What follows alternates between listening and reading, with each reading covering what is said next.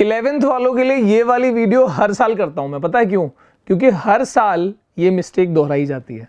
मतलब मतलब इस चीज़ को मैं एवरी ईयर स्टार्ट में ही बोलता हूं कि भाई शुरू में अगर तुमने नहीं पढ़ा, मिस किया, तो एंड में 11th बर्बाद, यही दिमाग में आता रहेगा। और अभी भी जो तुम ये क्लिक करके आओ ये इसी वजह से आए, ठीक है। अब यहाँ पर ना मैं सीधे आता हूँ सोल्यूशन पे, और सोल्यूशन थोड़ा सा मतलब तीन बातें जो बताऊंगा जिसके ऊपर फिर उसके ऊपर बेस्ड वो सोल्यूशन होगा। तो वो ये है कि भाई तुम हमेशा से यही सोचते हो कि भाई 11th जो है वो ट्रांजिशन ईयर है, ठीक है। और यही कारण भी है जिस वजह से तुम्हारा ऐसा होता है कि भाई 10th में तो आते हैं 90+, 95+ बच्चे स्कोर करते हैं बहुत ज़्यादा नंबर में, लेकिन 12th में वही नंबर जो है गिर जाते हैं, 70 के आसपास रह जाते हैं, 65, 70 ऐसे रह जाते हैं।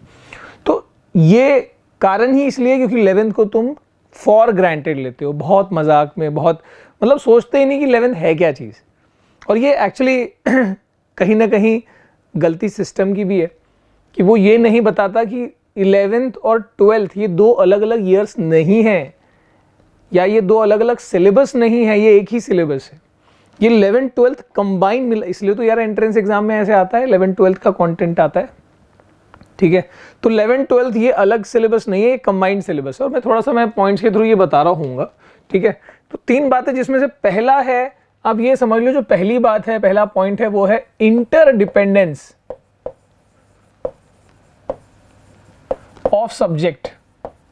आप समझ रहे हो इसमें मैं क्या कहना चाहता हूं कि भाई अगर तुम सोच रहे हो कि बायोलॉजी अलग है, केमिस्ट्री अलग है, अगर तुम सोच रहे हो फिजिक्स अलग है एंड मैथ अलग है, तो भाई ये again this is a mistake.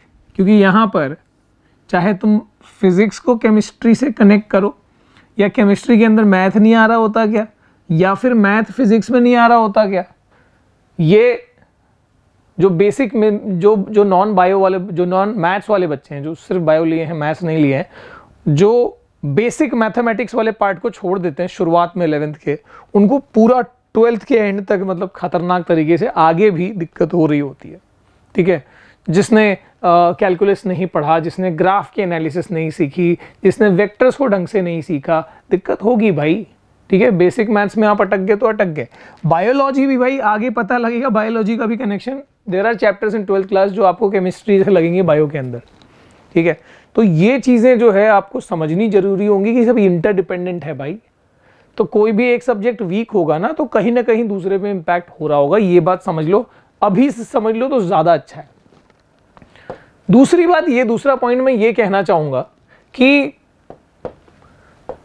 ये भी जो मैं कह रहा था कि भाई 11th, अगर 11th का तुमने पढ़ाई किया, ढंग से पढ़ाई किया, तो उस एफर्ट का 50% जो है ना, सीधे तुमको इसका एडवांटेज जो है उस 50% का तुमको 12th में मिल रहा होता है।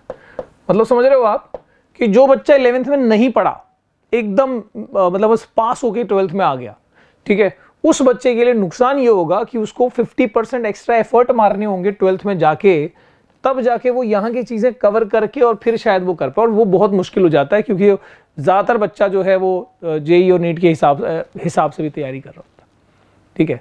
तो कहीं ना कहीं जो है ये इम्पैक्ट बहुत बड़ा होता है, और ये बहुत बड़ा एडवांटेज मिलता है अगर तुम इस 1 महीने, जो भी टाइम बचा हुआ इस 1 महीने में भी अगर तुमने ढंग से अपना 11th पार कर लिया, अच्छे से कंसेप्ट को क्लियर करके पार कर लिया, तो ये जो मेहनत होगी ना 1-1.5 महीने की, ये 12th में तुमको एडवांटेज देगी। 12th में उतना कम मेहनत करना पड़ेगा, ये याद रखना, ठीक है। तो ये चीज़ एकदम दिमाग में फिट कर लेनी है कि 11th class 11th plus 12th ये तुम्हारा ये इंटीग्रेटेड सिलेबस है, ठीक है। मतलब कैसे पता है, मैं एक एग्जांपल दूंगा कि जैसे फॉर एग्जांपल तुमने ग्रेविटेशन चैप्टर पढ़ा ना, उसमें ग्रेविटेशन इंटेंसिटी पढ़ा, ठीक है, उसके लिए जो डेरिवेशन करा, वो सारी चीजें है ना, मतलब सिर्फ ग्रेविटेशन टर्म हटके इलेक्ट्रोस्टैटिक आता जाएगा, वो सारी चीजें तुमको इलेक्ट्रोस्टैटिक चैप्टर 12th में पहले चैप्टर में पढ़ना है, ठीक है। तो ये सब चीजें इनफैक्ट जो बेसिक जो कैलकुलस सीखोगे, जो डेरिवेशंस करोगे, काफी डेरिवेशन के स्टेप्स जो है वो रिपीट होते रहेंगे आगे 12th में, ठीक है। मैं फिजिक्स की बता रहा हूँ, केमिस्ट्री में भाई साहब अगर केमिस्ट्री में तुमने वो नॉमेनक्लेचर वाला पार्ट छोड़ दिया, जीओसी छोड़ दिया 11th में, ठीक है, तुमने बॉन्डिंग, केमिकल बॉन्डिंग ढंग से नहीं पढ़ा, रेडॉक्स नहीं पढ़ा, ये सब चीज़ें जो है ना फिर ऑर्गेनिक 12th में कभी नहीं आने वाली। मतलब मैं लिटरली लिख के दे रहा हूँ कि फिर वहाँ पे तुम इतने फंसोगे, इतने बुरे फंसोगे ना जिसका कोई हिसाब नहीं। तो अभी भी समय है, जो भी टाइम है, मतलब वन शॉट वीडियोज़ अवेलेबल हैं, चुपचाप जाके जिस टीचर का समझ में आ रहा है लेके पढ़ना शुरू कर दो उसको, ठीक है। इसके बाद अगर मैं बात करूँ तीसरी और मतलब महत्वपूर्ण बात ये है, मतलब जो इन दोनों, इन तीनों सभी को जो मतलब मैं कंक्लूड कराऊं तो वो है कि तुमने पता है क्या किया है, तुमने सिर्फ और सिर्फ प्रोक्रेस्टिनेशन किया है, टाल मटोल किया है इस पूरी 11th में, और तुमने क्या किया हुआ है, टाइम का मिसमैनेजमेंट किया हुआ है। और ये चीज़ सिर्फ यहाँ अफेक्ट नहीं करेगी, ये सेम चीज़ तुमको 12th में, क्योंकि ये प्रैक्टिस बन चुकी है ना, तो ये 12th में भी ऐसे ही रहेगी।